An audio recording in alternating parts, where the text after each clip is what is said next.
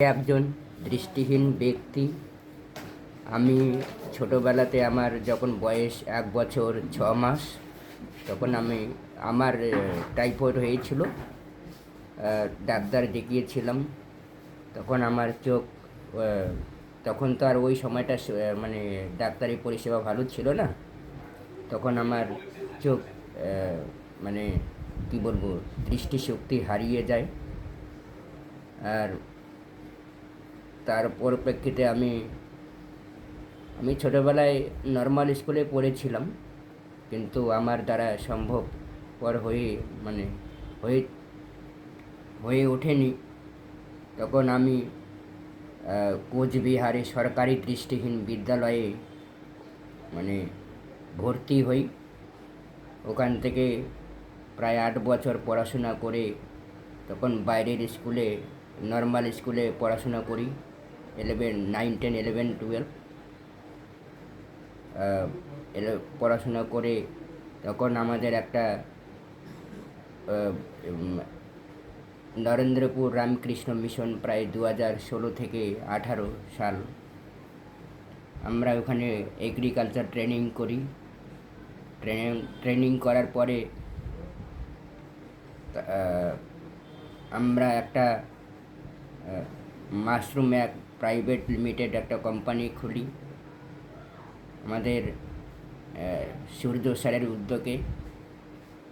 আমরা বিভিন্ন যেভাবে পেরেছি একটু অর্থ দিক থেকে সাহায্য করে আমরা কোম্পানিটা খুলি। কোম্পানিটা খোলার পরে আমরা একটু কাজবাজ করি। আমাদের যে কোম্পানিটা হয়েছিল সেটা হলো মানে মাথা ভাঙার কী বলে, ওই পঞ্চারহাট একটা জায়গা বলে আছে, ওই জায়গায় আমরা কোম্পানিটা খুলি। কোম্পানিটা আমাদের লোকসান হওয়াতে তারপরে আমরা কোম্পানিটাকে পুনরাবৃত্তি করি শেওড়াফুলি রাজবাড়ি। সেখান থেকে আমরা কোম্পানিটাও একটু লোকসান, আমাদের ভুলের জন্য আমরা লোকসানে পড়ি। এখন বর্তমানে ট্রেনে গান বাজনা করছি, গান বাজনা করে সংসার চালাচ্ছি। আমার 2টো ছেলে, আমার ফ্যামিলিতে বর্তমানে বাবা মা আছে, তারা বৃদ্ধা হয়ে গেছে। এখন তাদের সংসার আমাকে চালাতে হচ্ছে। এইভাবে আমি জীবনযাপন করছি। নমস্কার। এখন কোথায় থাকেন আপনি? আমি এখন শেওড়াফুলি রাজবাড়িতে আছি। এখানে কি আছে? এখানে থাকার ব্যবস্থা? এখানে থাকার ব্যবস্থা আমাদের সূর্য স্যার আমাদের থাকতে দিয়েছেন। এখানে আমরা থাকছি, নিজেদের জীবিকা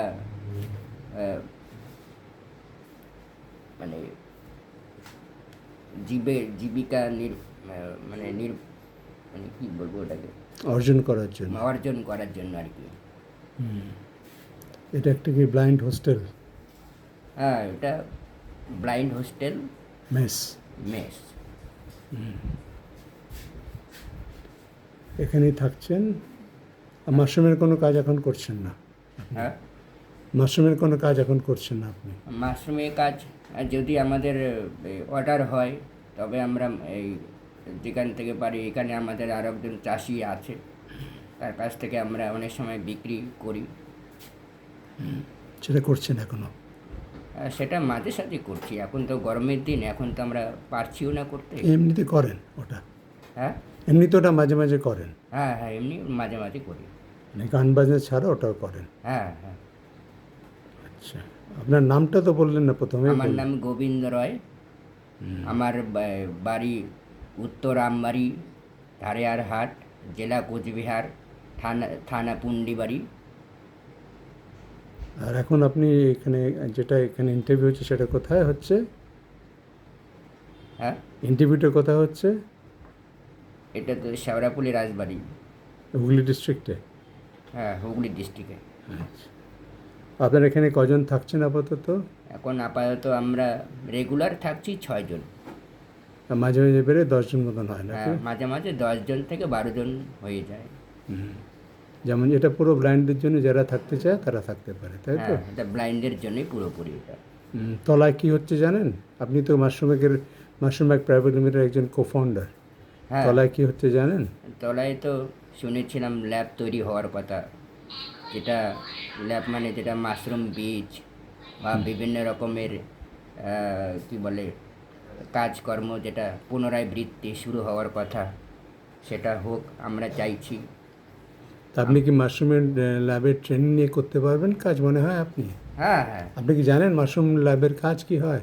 হ্যাঁ, মাশরুম ল্যাবের কাজ যেগুলো হয়, কীভাবে বীজ তৈরি করতে হবে, কীভাবে বীজটাকে শোধন করতে হবে, যেরকম গম ধাম আমাদের ভালো জিনিস সংরক্ষণ করতে হবে।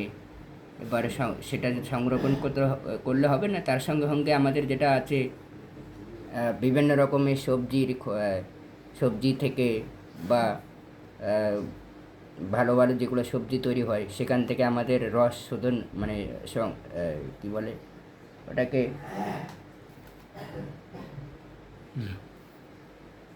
রস থেকে আমাদের বীজ তৈরি মানে সংশোধন করে বীজ তৈরি করতে হয়। ঠিক আছে, অনেক ধন্যবাদ বন্ধুবাবু। ধন্যবাদ আপনাকে। আপনি আবার কাজে লেগে যাবেন মাশরুমের সাথে। ল্যাবটা হলে ল্যাবে অনেক কাজ থাকবে, হ্যাঁ, হ্যাঁ, তখন আবার লেগে যাবেন। আপনি তো একজন co-founder mushroom bag private limited, হ্যাঁ, আপনার কোম্পানিতে শেয়ার আছে। ঠিক আছে, ধন্যবাদ আপনাকে।